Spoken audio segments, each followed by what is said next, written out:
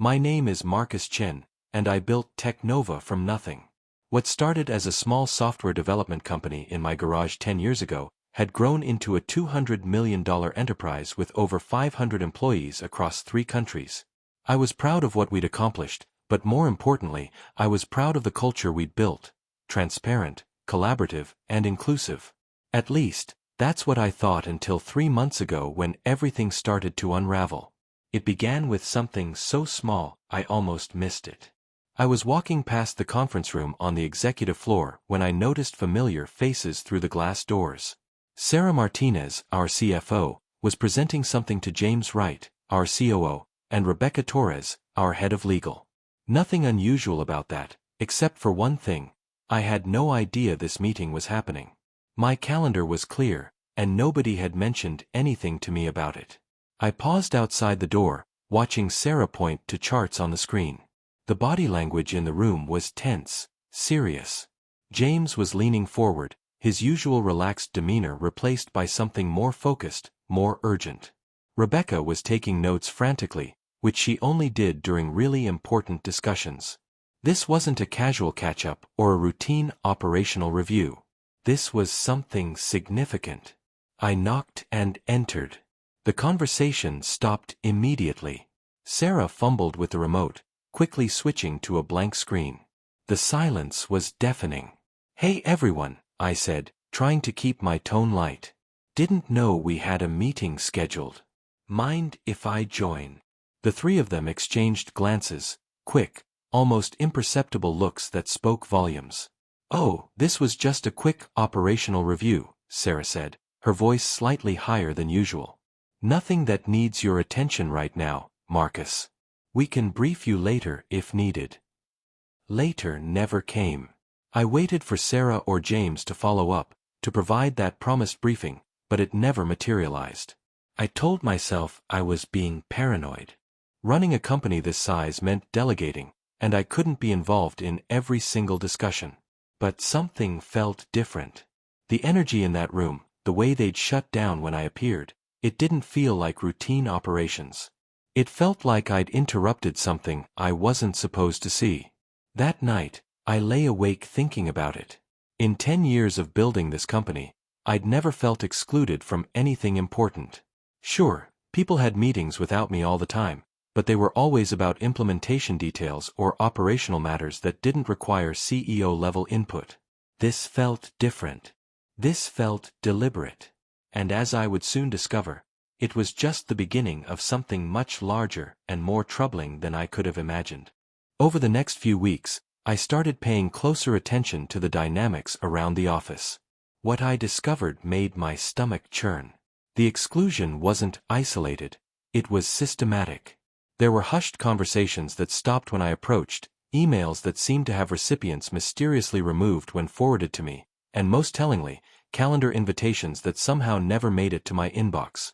I first noticed it during our monthly board preparation cycle. Traditionally, the executive team would spend the week before each board meeting in intensive planning sessions, reviewing financials, discussing strategic initiatives, and preparing presentations. I'd always been the one to coordinate these sessions, but this month, something was different. Sarah mentioned in passing that she'd already aligned with the team on the quarterly numbers. James referenced the discussion we had yesterday about the new client acquisition strategy. Rebecca talked about finalizing those legal review points we covered in Tuesday's session. The problem was, I hadn't been part of any of these discussions. When I asked for details, I got vague responses and promises to loop me in soon. But the loop never closed. Instead, I found myself receiving predigested summaries and sanitized reports that felt more like briefings for an outsider than collaborative planning sessions with my own executive team. The most painful moment came during a casual conversation with Jennifer Park, our head of HR. She mentioned how impressed she was with the leadership team's new approach to succession planning, and how thorough their recent workshop had been. My blood ran cold. Succession planning was happening without the CEO's involvement? When I pressed for details, Jennifer's face went pale. "Oh, I thought you were. I assumed you were aware of." She trailed off, clearly realizing she'd revealed something she shouldn't have. I started documenting everything. Meeting rooms booked by my executives during times when I was mysteriously double-booked with urgent calls that always seemed to get rescheduled. Email threads that I was carbon copied on but clearly weren't part of from the beginning. You could tell by the reference to previous discussions and decisions that had apparently already been made. Calendar notifications for follow-up meetings to sessions I'd never been invited to in the first place.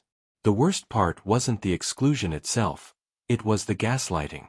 When I brought up specific instances, I was told I was overthinking things or micromanaging. Sarah suggested I was too busy with strategic initiatives to be bogged down in operational details. James recommended I focus on the big picture and trust the team to handle execution.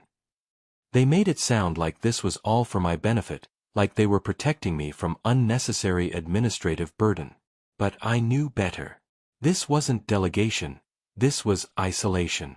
And the most terrifying part was that I couldn't figure out why. What had I done wrong? What had changed? More importantly, what were they planning that they needed to keep hidden from me? I decided to conduct my own investigation, but I had to be careful. If my suspicions were correct and something coordinated was happening, I couldn't trust anyone in the executive suite. Instead, I reached out to people I'd worked with for years, employees who had been with the company since the early days and had no reason to be part of any conspiracy against me. My first breakthrough came from David Kim, our IT director. David had been employee number 12, hired when we were still operating out of a cramped office space with mismatched furniture and dreams bigger than our bank account. Over drinks at our usual spot downtown, I casually mentioned that I seemed to be having issues with meeting invitations not reaching my inbox. David's technical mind immediately went into problem-solving mode. "That's weird," he said, pulling out his laptop right there at the bar. "Let me check your email routing and calendar settings." What he found made both of us go quiet. There were rules in my email system, rules I hadn't created, that were automatically filtering and redirecting certain types of meeting invitations to a subfolder that I rarely checked. The rules were sophisticated, targeting invitations from specific senders during certain time ranges and with particular keywords in the subject lines. "Marcus," David said slowly, his voice barely above a whisper, "someone with administrative access to your email account set these up. This isn't a technical glitch, this is intentional." He showed me the timestamps. The rules had been created gradually over the past 2 months, right around the time I'd first noticed the strange meeting in the conference room. My next source of information came from an unexpected place. Lisa Chen, no relation, despite the shared surname, who worked in executive administration, approached me after a company all-hands meeting. She seemed nervous, constantly looking over her shoulder as we talked. "Mr. Chen," she said, "I hope I'm not overstepping, but I've noticed some unusual patterns in meeting scheduling lately. Meetings that your office would normally coordinate are being scheduled directly through other executives' assistants, and they're specifically requesting that certain invitations not be sent to your calendar." She showed me printed copies of email exchanges she'd saved. The smoking gun was right there in black and white, explicit instructions from Sarah's assistant to keep this off Marcus's calendar for now, and from James's office to handle this meeting coordination separately from the usual executive session protocols. They weren't just excluding me accidentally, they were actively working to keep me out of the loop. The final piece of the puzzle came from an unlikely source, my own teenage daughter, Emma. She'd been interning in our marketing department for the summer, and during a family dinner, she casually mentioned something that made me nearly choke on my food. "Dad, it's so weird how everyone at your company talks about you like you're not really in charge anymore. Like, they're always referencing decisions that the leadership team made, but when I ask if that includes you, they get all uncomfortable and change the subject." That night, I realized the full scope of what was happening. This wasn't just about excluding me from meetings. This was about systematically undermining my authority and creating a narrative where I was no longer seen as the real leader of the company I'd built. The question was, why? And more importantly, what was their endgame? I decided it was time for a direct confrontation, but I needed to be strategic about it. If there was a coordinated effort to push me out, I couldn't give them any ammunition to use against me. I scheduled individual meetings with each member of my executive team, framing them as routine check-ins but planning to use them to gather intelligence and gauge their loyalty. My meeting with Rebecca Torres, our head of legal, was the most revealing. Rebecca had always been straightforward with me, almost brutally honest when necessary. When I asked her directly about the recent changes in meeting dynamics, she shifted uncomfortably in her chair. "Marcus, there are some concerns," she said finally. "The board has been asking questions about your level of engagement with day-to-day operations.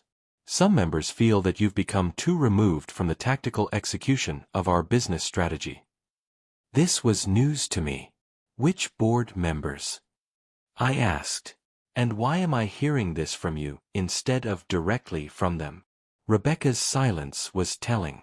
After a long pause, she admitted that there had been informal discussions about my transition to a more strategic role and the need for stronger operational leadership at the executive level. The meeting with James was even more disturbing. He'd always been my closest ally on the executive team, someone I'd promoted from within and trusted implicitly. When I confronted him about the exclusion from meetings, he didn't even try to deny it. "Marcus, we've been trying to protect you," he said. "There are some performance issues across several departments, some financial concerns that Sarah identified, and some legal exposure that Rebecca flagged. We thought it would be better to get our arms around these problems before bringing them to your attention." "Protect me from what exactly?" I demanded. "From running my own company?" James looked genuinely uncomfortable, but he pressed on. "The board asked us to handle these issues independently and to demonstrate that the executive team could function autonomously. They're concerned about succession planning and business continuity. This wasn't meant to undermine you. It was meant to show that TechNova has strong leadership depth." Sarah's explanation was the most sophisticated and, frankly, the most insulting. She presented me with a detailed analysis of my engagement metrics over the past 6 months. How many operational meetings I'd attended, how many client calls I'd participated in, how many department reviews I'd conducted. According to her data, my involvement in day-to-day operations had declined significantly, and the board had expressed concerns about my commitment to the business. "This is ridiculous," I told her. "I've been focusing on strategic initiatives, business development, and long-term planning. Exactly what a CEO should be doing." But Sarah had an answer for everything. She showed me survey results from department heads indicating that they felt disconnected from executive leadership and unclear about strategic direction. She presented financial projections suggesting that my hands-off approach was creating inefficiencies and missed opportunities. The picture they painted was of a CEO who had checked out, who was coasting on past success while the real work was being done by others. It was a narrative so well constructed and supported by data that I almost started to believe it myself. Had I really become that disconnected? Was I actually the problem? But then I remembered the filtered emails, the deliberately excluded calendar invitations, the meetings scheduled specifically to avoid my participation. This wasn't about my performance. This was about creating a justification for something they'd already decided to do. The question was, what exactly were they planning? The answer came 3 days later in the form of a registered letter delivered to my home address.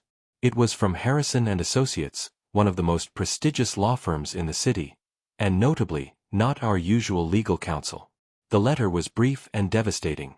"We represent a consortium of investors who have acquired a controlling interest in TechNova Industries. Please contact our offices immediately to discuss the transition of leadership responsibilities." My hands were shaking as I called Rebecca Torres. "What the hell is this?" I demanded, reading her the letter over the phone. Her silence told me everything I needed to know. This wasn't a hostile takeover by outside investors. This was an inside job, orchestrated by my own executive team. The full scope of the betrayal became clear during an emergency meeting that my former executives could no longer avoid. They'd been working for months with a private equity firm to structure a management buyout. Using their insider access to company financials, operational data, and strategic plans, they'd convinced the PE firm that TechNova was underperforming under my leadership but had tremendous potential under new management. "This isn't personal, Marcus," Sarah said, as if that somehow made it better. "This is about maximizing value for all stakeholders." James added, "You built something incredible, but companies need different types of leadership at different stages. We're just better positioned to take TechNova to the next level." The most galling part was how they'd used my own creation against me. The culture of collaboration and trust I'd fostered had made it easy for them to coordinate their betrayal. The operational independence I'd encouraged had given them the autonomy to structure the deal. The financial transparency I'd insisted upon had provided them with all the data they needed to make their case to investors. But here's where their carefully orchestrated plan hit an unexpected snag. Something they couldn't have anticipated because they'd been so focused on excluding me from their meetings that they'd missed a crucial development. 6 months earlier, I'd been approached by TechCorp, a major industry player, about a potential acquisition. I'd kept those discussions completely confidential, not even sharing them with my executive team because the talks were preliminary and might not lead anywhere. But 3 weeks ago, right around the time my investigation into the meeting exclusions had intensified, TechCorp had made a formal offer to acquire TechNova for $850 million, nearly 4 times what the PE consortium was paying for their controlling stake. The irony was perfect. While my executive team was busy plotting to push me out and sell the company for $200 million, I'd been negotiating a deal that would deliver 4 times that value. The acquisition offer from TechCorp included a provision that I would remain as CEO of the combined entity, leading a new division focused on innovative software solutions. When I revealed this during our confrontation meeting, the color drained from their faces. Sarah stammered something about due diligence and strategic alternatives, but it was too late. They'd already committed to the PE deal, already signed agreements that would be costly to unwind, already burned bridges with the one person who actually owned the majority of the company's voting shares. You see, that was the final detail they'd overlooked in their rush to orchestrate my removal. While they'd been focused on operational control and board influence, they'd forgotten that I still owned 51% of TechNova's voting shares. The PE consortium had assumed they were acquiring control from a management team that actually had the authority to sell. But without my shares, their controlling interest was worthless. The meeting ended with their lawyer making frantic phone calls while my former executives sat in stunned silence. Within 72 hours, the PE deal had collapsed, Harrison and Associates had withdrawn their representation, and I was fielding calls from TechCorp about accelerating our acquisition timeline. Today, 6 months later, I'm still CEO of TechNova, which is now a subsidiary of TechCorp, valued at nearly $1 billion. Sarah, James, and Rebecca are no longer with the company, having resigned shortly after their attempted coup failed. They've all found positions elsewhere, though I hear the industry is a smaller place than they expected, and word travels fast about executives who orchestrate betrayals. The most satisfying part isn't the vindication or even the financial success. It's the lesson learned about trust, loyalty, and the importance of never losing sight of the legal and financial foundations that actually matter in business. My former executives thought they were so clever, excluding me from meetings and maneuvering behind my back. But while they were playing politics, I was building the future. And in the end, the future won.